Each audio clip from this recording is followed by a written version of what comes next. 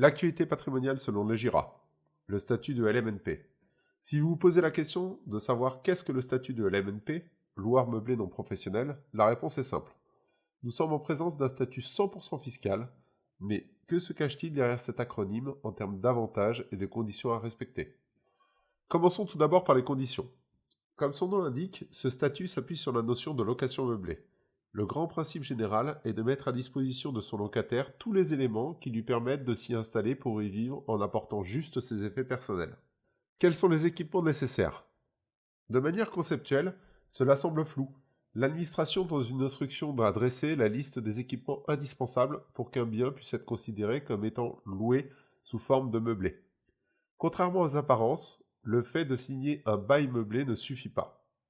D'un point de vue du formalisme fiscal, dès lors que vous souhaitez débuter une activité de loueur meublé non professionnel, vous devrez vous inscrire auprès du greffe du tribunal de commerce afin d'obtenir un numéro SIRET. Pour ce faire, vous aurez à remplir le formulaire P0I. Vous en aurez besoin notamment pour remplir vos déclarations fiscales annuelles de revenus. Pour la location meublée, il s'agit de la déclaration 2031. Pour éviter toute erreur, vous avez la possibilité de faire appel au service d'un expert comptable spécialisé dans ce type de déclaratif. Quelques trucs et astuces.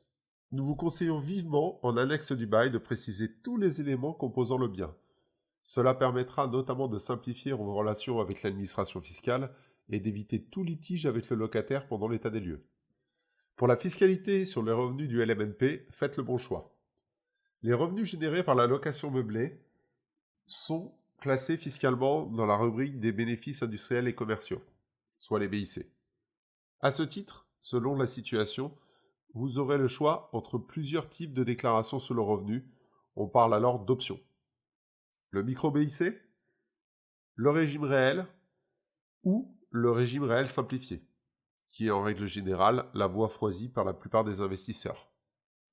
Quelle différence entre le régime réel et le régime micro? Pour le régime réel, le contribuable devra prendre en termes de recettes la totalité des montants facturés dans l'année pour y retrancher la totalité des charges annuelles déductibles, que ce soit la taxe foncière, prime d'assurance, frais de gestion locative, pour toute la partie donc afférente au bien. On comptabilisera dans les charges fiscales aussi les amortissements comptables. En ce qui concerne le régime micro-BIC, les charges sont calculées selon le principe de forfait. Le contribuable se verra appliquer sur les recettes locatives un abattement forfaitaire d'un montant de 50% des loyers perçus de la location meublée. Autrement dit, seuls 50% des recettes seront imposées. Dans ce cas, il est donc impossible de comptabiliser les amortissements comptables. Alors pour le coup, quelle option retenir? En fonction du montant des recettes annuelles, le régime qui s'applique par défaut n'est pas le même. En termes de régime applicable, en dessous de 70 000 €, c'est le régime micro-BIC qui s'applique de plein droit. Il est possible sur option d'opter pour le régime réel. Dans ce cas, le contribuable devra conserver cette option une année supplémentaire. Compte tenu de ce délai, il aura la possibilité de repasser au régime micro l'année suivante. Au-delà de 70 000 €, c'est le régime réel qui s'applique de plein droit. Le contribuable n'aura pas d'autre choix possible. Alors si vous êtes en dessous de 70 000 €, micro-BIC ou régime réel? Pour rappel, ce choix concerne les contribuables déclarant moins de 70 000 € de recettes en location meublée. Cela concerne la majorité des cas. Le régime réel s'imposera dès lors que les charges sont importantes, supérieures à 50% des recettes, notamment à cause des emprunts. Nous sommes face à des investissements avec des amortissements comptables importants eu égard aux recettes, en général des locaux destinés à l'habitation. Face à des locaux industriels et commerciaux, il est indispensable de procéder à une simulation financière préalable. Quid du LMNP et de la TVA? Le statut LMNP est par nature non soumis à la TVA. Dans ce cas, le contribuable aura la possibilité de récupérer la TVA sur ses acquisitions, notamment sur le bien immobilier dans le cadre d'investissements dans le neuf, et sur les meubles, sous condition. Attention, car la TVA sur l'immobilier n'est définitivement acquis qu'au bout de 20 ans. Une revente avant cette période peut vous obliger de rembourser une quote-part de ce montant à l'administration fiscale. Qu'en est-il du régime dérogatoire du Censi-Bouvard?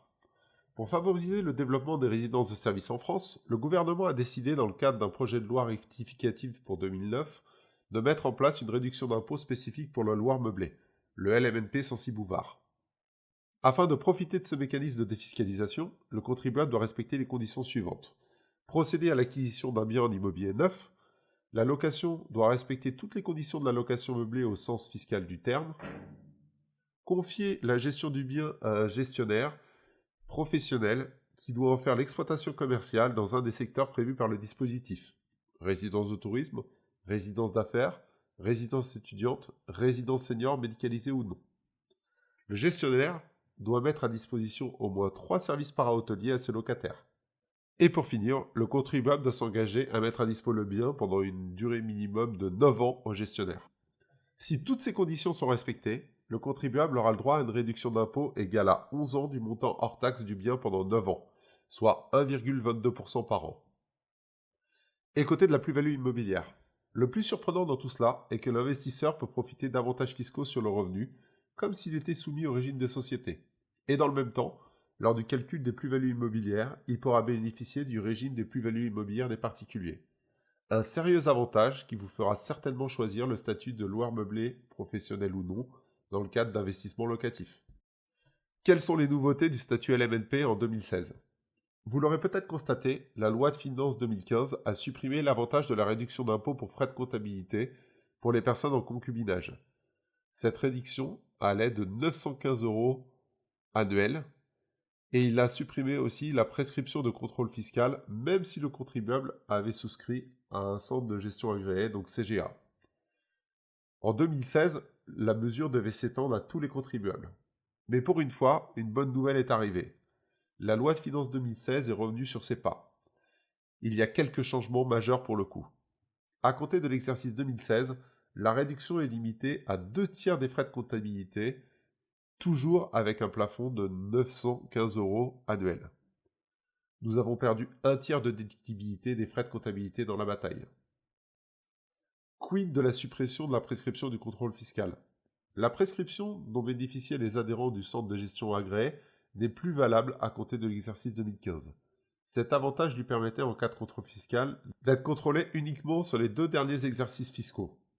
Il est donc supprimé. L'administration pourra désormais contrôler les adhérents CGA sur les 3 derniers exercices, comme pour le reste des autres revenus.